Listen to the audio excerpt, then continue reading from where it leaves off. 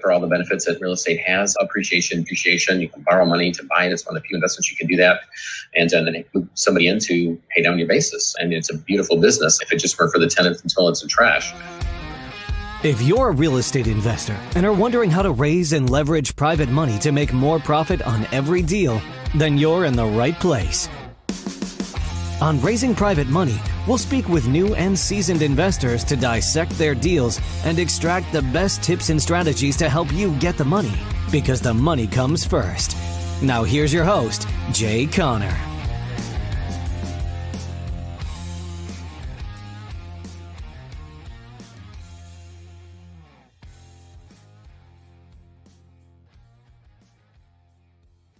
I'm so thankful to have this opportunity to bring my good friend Scott Meyers right out of the green room and right here to front and center stage. So welcome, Scott. Hi, Jay, and hello, everyone. Good to see you, Jay. So, Scott, before we dive in, if you would take a moment and share with folks your background and how you got into this self-storage thing, your story, and why and how are you qualified to talk about self-storage? Sure. So I think like most folks, I got into real estate, starting with single-family houses. I bought the Carlton Sheets home study system, God rest his soul now, and that was my first foray into real estate. Bought a house, rehabbed it, rented it out, refinanced it then after we had a renter in it, and enjoyed about somewhere around $175 to $200 a month in positive cash flow. 3-bedroom, 1-bath, working class house in a working class neighborhood, just like Carlton had mentioned. And then we continued to replicate that. And then we bought 2, and then we bought 4, and then we continued on. And we had not a sizable portfolio, but we had about 80 houses. But realized that there was still a lot of work. Every time those went vacant, we had to re-rent them. We were chasing tenants for cash, and just it was kind of a hobby until it became a business. And I was still working a full-time job and couldn't really spend the time on it that I needed to. So, quit my job, went full-time as a real estate investor, and then we started buying apartments and started buying 36 units and then a 70-unit facility or complex and others around central Indiana, because we thought economies of scale would fix this and the cash flow would catch up, and I'd have that free time that Carl had always talked about in real estate. And all they did was really compound my problems. And so, I realized at this point I didn't want to get out of real estate. For all the benefits that real estate has, appreciation, depreciation. You can borrow money to buy it. It's one of the few investments you can do that. And then move somebody in to pay down your basis. And it's a beautiful business if it just weren't for the tenants and toilets and trash. So as I looked around the landscape, it was either parking lots or self-storage that would get rid of the tenants and toilets and trash. And you can't really build value in a parking lot. So I started looking into self-storage. Bought my first one and realized that we have lien laws that protect us instead of eviction laws. And so when somebody doesn't pay, we lock them out and then we sell their stuff off and get paid. And then when they leave, I'm left with an empty metal box on a concrete slab. So no drywall, no plumbing to fix, no HVAC. None of that stuff. It's a metal box on a concrete slab. And so I thought, this is, I've seen the light. So we sold all our houses, sold all our apartment complexes, and then went full bore into self-storage. And so that was back in 2005. And fast forward to today, 48 hours before this event, as Jay mentioned, and we have now surpassed 2,100,000 square feet of self-storage. We've got 13,000 units nationwide. And we also, along the way, we created an investment education business as well, where we teach people how to do the business, consult with them, and then we partner with a lot of our students on our projects. And that's really how we've been able to grow to this to the place that we are. And we syndicate, we raise private capital, and we're doing $5 to $11 million Class A self-storage projects that are now competing with the big guys in the markets, whose names you would know if I shared those. So I think that's the 122nd version of it, Jay. Well, that's a fantastic story. And what's amazing, you started doing self-storage, or did you say you started in single family in 2005 or self-storage 2005? Storage in 2005. I got into single family, and the first one I bought was in 1993. Oh, wow. You do go back. Yeah, I bought my first single family house for the purpose of flipping and real estate investing back in 2003. Mm-hmm. And folks, you've got right here on the panel, you've got another fantastic, very successful expert when it comes to raising private capital, very similarly to how I do. And as he just said, he uses private money, private capital for, funding a lot of his projects, which triggers a question in my mind, Scott. Mm-hmm. I would imagine some of or a good portion of your self-storage sellers, when you find a property or a self-storage existing facility to buy, do you find that, or have you found that a lot of the sellers will actually do seller financing and carry a note? Yeah, they will, more so than when we were in apartments and houses.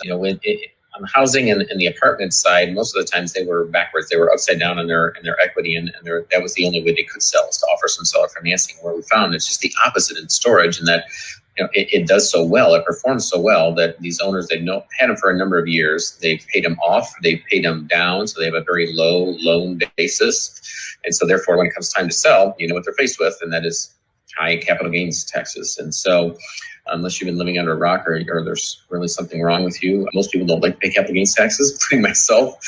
And so for that reason, these folks are offering seller financing on their properties. And so if they're not already even talking to us about it, Jay, then obviously we have our elevator speech as to the reasons why they should, because they should, they can defer those taxes and obviously get more money for their properties. And so, yeah, we found it's even more pertinent in self-storage than it was in the other asset classes we were investing in.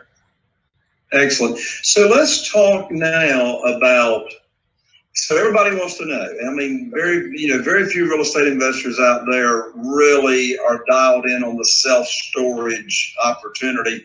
So let's first talk about prior to COVID-19. Mm-hmm. And I know things are always going to be different, but when we don't have to be virtually all the time. So prior to COVID-19, what are your favorite ways to find the best deals on existing self-storage facilities out there? Mm-hmm. Yeah, so we've had the luxury over several years now, since we have had a pretty large education and consulting business, where we do have a lot of folks who bring deals to us to do joint ventures. So, but aside from that, it really is. I mean, there's 11 approaches that we take to finding deals, but my favorite by far is still direct mail. We send mailers out, number 10 envelope, hand stamped, hand addressed. The letter's been the same for about the past 10 years, with a couple of tweaks here and there. And we get somewhere between a 4 to 6% response rate on average, sometimes a little bit higher, sometimes a little bit lower. Whereas when we were sending them out for houses and apartments, we're in that 2 to 3% range. So that is, again, by far the best, because it's before, and no offense to any brokers that may be out there or on the line, but a broker is going to assess it and give them a price to either meet where they want to sell, or try to get them a little bit more and list it for a little bit higher maybe than what it's worth. Whereas we can come in and we can truly get it get something under contract that is at today's value of that facility, and without having to pay fees on the seller side, which means we can negotiate a little bit better price. But that being said, our second best way of finding deals is to partner with our brokers. We have great relationships with a lot of commercial and self-storage brokers that bring us deals, because they know that I don't have a license. We don't have anybody on our staff that has a license. And so they're going to get either full commission or a flat fee that is greater than 3% and just a little less than 6%. And they know that we have the ability to transact and close. If we put something under contract, we can perform, which means that we don't tie up their client's property, and they get their commission paid. We also go out to business brokers, because a lot of these mom and pops, when they are looking to sell their facility, they look at their facility as a business instead of commercial real estate. And so they will contact business brokers to sell their business for them. So we scour those websites and have great relationships with those folks as well. And then the fact that I speak on the national level at the industry trade shows, I write articles for the trade magazines, and my name is out there in a number of places. They're able to, and I post in a lot of forums, the different, the bigger real estate forums, and the names I'm sure most people know of.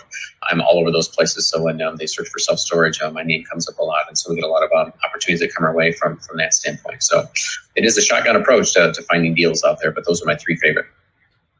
Is the self-storage opportunity and strategy a good strategy for a new real estate investor to consider getting into? I would say so. I mean, most of the folks that we work with, and including myself, you say the biggest mistake we ever made in real estate, and to me, it was not getting into self-storage sooner. We wouldn't have had to pay the licks that we did in the other asset classes, and riding the cycles and the valuations, where self-storage is very solid during a recession as well as during boom times, and we don't have the tenants and the toilets and the trash. I think the one barrier to that, Jay, though, to be honest, is that the bigger the piece of commercial real estate, the easier it is truly to get it funded and to manage it, just because you do have economies of scale across the board that makes it easier. So when you're looking at commercial real estate or like self-storage, even if you're looking at something that's 150, 200, 500,000, it may sound like a lot to some folks, that still is somewhat on the small side in terms of being able to manage it. And some people may not be able to put that together until you get good at raising private equity like you are, Jay.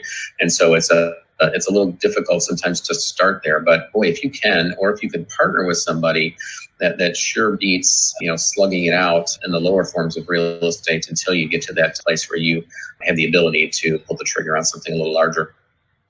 Awesome. Final question here for the panel and the audience, Scott, and that is, what would you say is the biggest difference on how you are going about your self-storage investing business today since COVID-19? Mm-hmm. We've had to change things a little bit, but again, one of the beauties of self-storage is it's a low labor-intensive transaction. Period. We've been using kiosks since 2005, and so we have touchless rentals. They don't have to come in the office if they don't want to. They can rent a unit from their smartphone. We have websites that are mobile friendly and give them the ability to rent a unit from their smartphone. And then when they show up at the facility, they've already paid for it. They've chosen from the app, the map of the facility, the unit that they want. They get a gate code to come in once they've paid. And they either bring their own lock, or at several of our facilities, and it has a key fob or a code on the door to be able to get into the site. So the facilities that weren't completely able to be touchless, we've converted those over, and we've reduced our managers' hours by just a touch. I mean, it took a long time before we even did that. I mean, we've only reduced our payroll by a few hours across our entire portfolio on a few facilities. But since then, it's really just a matter of making sure that people knew that we were open, and that also our existing tenants, that they weren't afforded some of those luxuries like tenants in apartments and houses where they didn't have to make their payments and be evicted. They still have to pay for self-storage because it is an essential business, and if they want their stuff, they still have to pay. We're not sending anybody out with auctions at this time. We are being cognizant of that.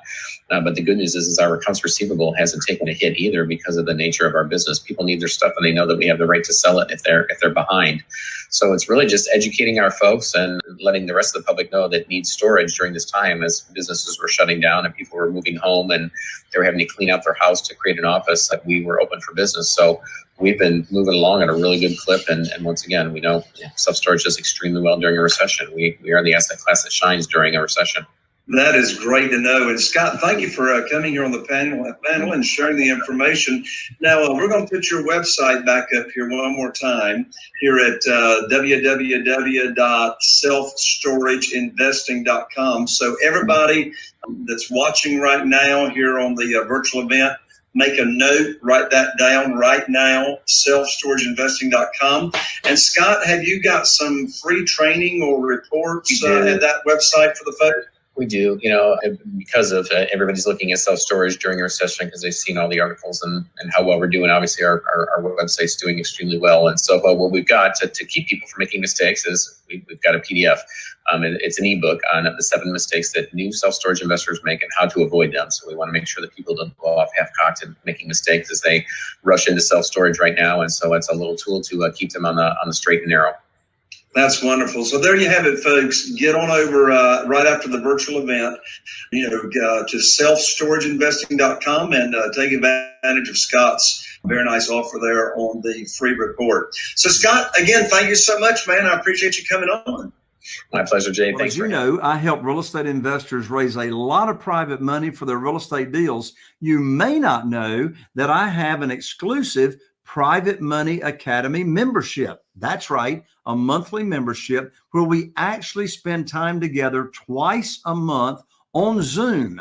That's the second and fourth Wednesdays of each month, and I invite you to come check it out. We have hundreds and hundreds of members that always share their deals with each other, how they're finding deals, and of course, how we get all of our deals funded. I want to give you a 4-week trial to just come check it out, absolutely free, and you can do that in the description below. Go check out the URL, the website below right here in the description, and I'll see you at the Private Money Academy membership.